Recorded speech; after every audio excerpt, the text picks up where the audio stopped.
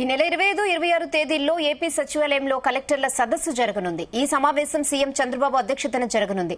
గత సమావేశంలో తీసుకున్న నిర్ణయాలు, వాటి అమలు తీరు, P4 విధానంపై సదస్సులో చర్చ జరుగుతుందని తెలుస్తోంది. ప్రధానంగా రాష్ట్రంలో ప్రారంభమైన వాట్సాప్ గవర్నెన్స్ తదితర అంశాలపై కలెక్టర్ల సదస్సులో చర్చ జరుగుతుందని సమాచారం. ఇక ఈ సదస్సులో ఉప ముఖ్యమంత్రి పవన్ కళ్యాణ్ తో పాటు కేబినెట్ మంత్రులు, ప్రధాన కార్యదర్శితో అన్ని జిల్లాల కలెక్టర్లు, ఐపీఎస్ అధికారులు పాల్గొంటారు.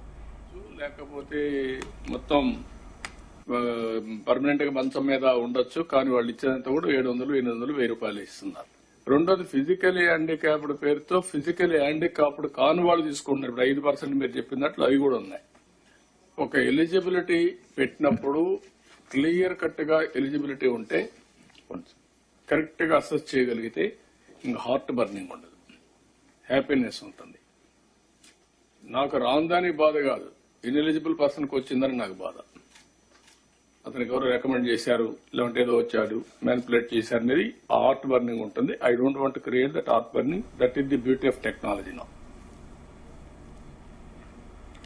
అంతకుముందు గతేడాది డిసెంబర్ 11, 12 తేదీల్లో వెలగపూడి సచివాలయంలో 2 రోజుల కలెక్టర్ల సమావేశం జరిగింది. గత నెలలో చేపట్టిన అభివృద్ది మరియు సంక్షేమం గురించి అందులో చర్చించారు.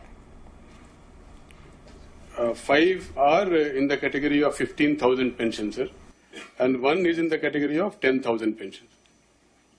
That is where you have to a percentage ప్రకారం వర్కౌట్ చేయాలి.